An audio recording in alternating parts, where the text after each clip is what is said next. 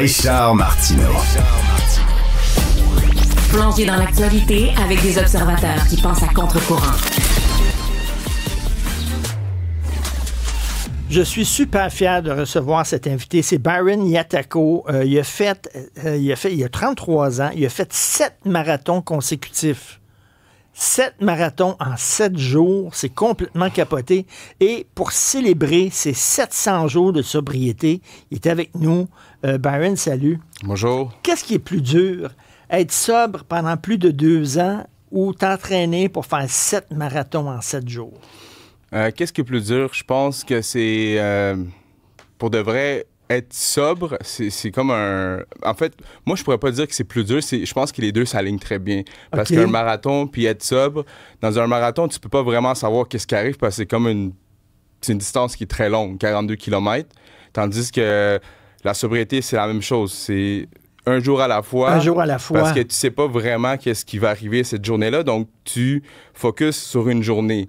Un marathon, tu focuses sur 1 kilomètre, sur un tour. Parce que moi, je l'ai fait sur une piste de 400 mètres. Donc, j'ai fait 105 tours. Là, exactement. J'ai fait 105 tours. Puis, j'ai focusé vraiment sur un tour. À la fois.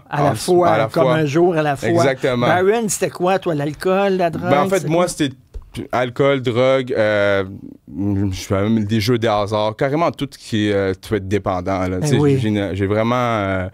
Mais ça, c'est pour combler un vide qu'on a en soi. Ben oui, exactement. Tu as réussi à le combler différemment. Oui, par le sport, quoi? Ben, tu sais, comme moi, auparavant, j'utilisais la course quand j'étais lendemain de brosse ou quand après un sevrage, parce que ça m'aidait à évacuer le méchant, comme dit. T'as boire lendemain de brosse, moi, je cours pas, moi, parce que quand, mettons, tu fais une rechute ou tu vas beaucoup, ben moi, j'avais le sentiment de honte. Donc, quand tu cours, t'as la dopamine qui rentre, tu te sens plus léger. Donc, je courais vraiment pour ça. C'est vraiment par après que j'ai utilisé la course pour plus...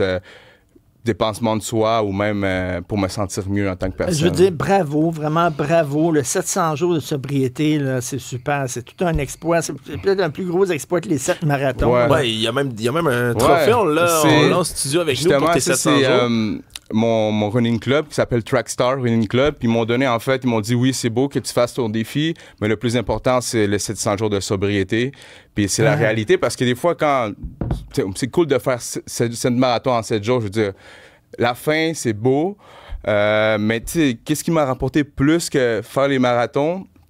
C'est les gens que j'ai rencontrés durant ce processus-là, les gens que j'ai même inspirés. Comme il y a du monde qui venait, parce que c'est une piste ouverte à tout le monde, donc il y a du monde qui venait soit pour me conter leur histoire de sobriété, que ça leur aide que je fasse ça, puis même du monde qui sont juste pas dans la sobriété, mais ils aiment ça, se dépasser en tant que personne.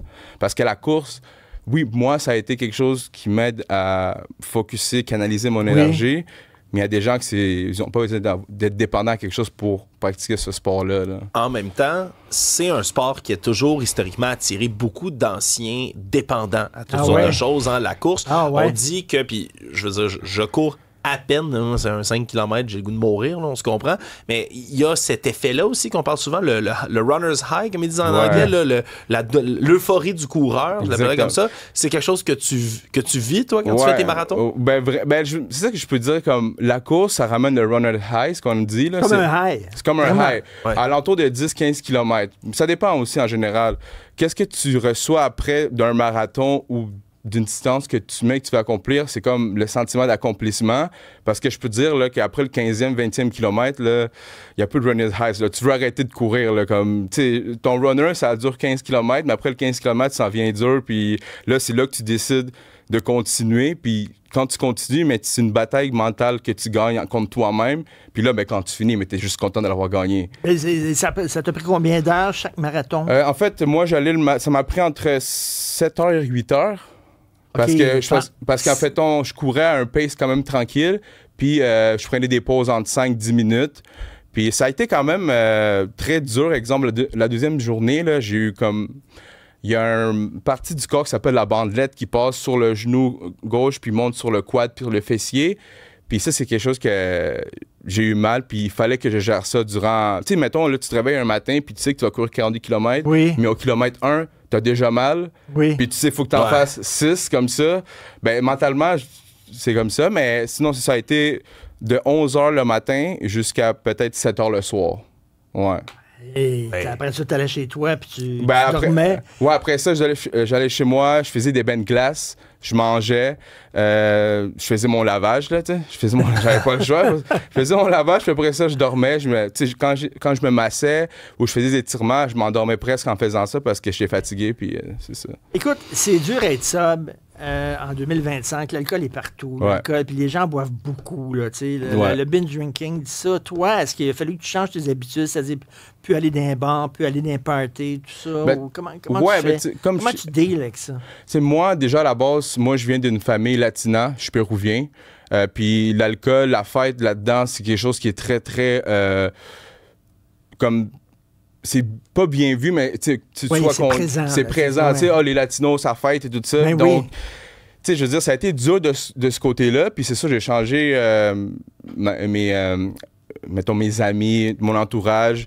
Puis je me suis entouré du bon monde. Puis j'ai fait comprendre ces messages-là aux gens. Tu sais, comme Trackstar, c'est un running club, mes amis, ma famille. Tu sais, moi, je suis chanceux quand même d'avoir une très bonne famille, parce qu'il y a du monde qui sont pas chanceux comme ça, que leur famille ne donne pas autant de support. Puis comme moi, mon histoire, ça aurait pu être différent, tu sais, ça aurait pu je me trouver dans la rue ou en prison, tu sais, c'est juste que j'ai eu un bon encadrement. Puis c'est pour ça aussi que je me suis joint comme à la Fondation Dépendance Montréal, parce que eux autres... Ils doivent être fiers de toi, tes parents. Ouais, mes parents, ben oui, ils sont fiers, tu sais, c'est... Quand j'ai dit ça à mes parents au début, là, cette marathon, je veux dire, il était comme... Ben, tout le monde, en fait, quand j'ai dit ça, j'ai cette marathon. Dépendance Montréal, c'est quoi? Dépendance Montréal, c'est comme une fondation. C'est Fondation Dépendance Montréal. Moi, j'ai été là quand j'étais en crise de consommation. Donc, c'est comme une place pour qui t'aide à rester sobre. Mais là, ça dépend encore de toi. Les autres font leur possible. Comme moi, j'ai été là une couple de fois. Ils peuvent pas te forcer, c'est exactement. Ça dépend de ta volonté. Exactement. Puis à la fin de la journée, si tu rechutes, ben c'est de ta faute. T'sais. C'est juste qu'ils sont là quand même à t'encadrer si tu veux de l'aide. Est-ce que tu as encore le goût de prendre la drogue ou l'alcool? Ce qui arrive, c'est que moi, l'alcool, c'était une façon. T'sais. Il peut y avoir des autres façons, comme j'aurais pu, mettons, des jeux d'hasard, des paris et tout ça, des trucs comme ça où la dopamine est facile à avoir. C'est sûr que c'est pas juste l'alcool, là, c'est plein d'affaires. Donc, c'est sûr que des fois, je veux dire, je me bats contre... j'ai mieux comme faire quelque chose de dur, comme courir, puis avoir ça, là.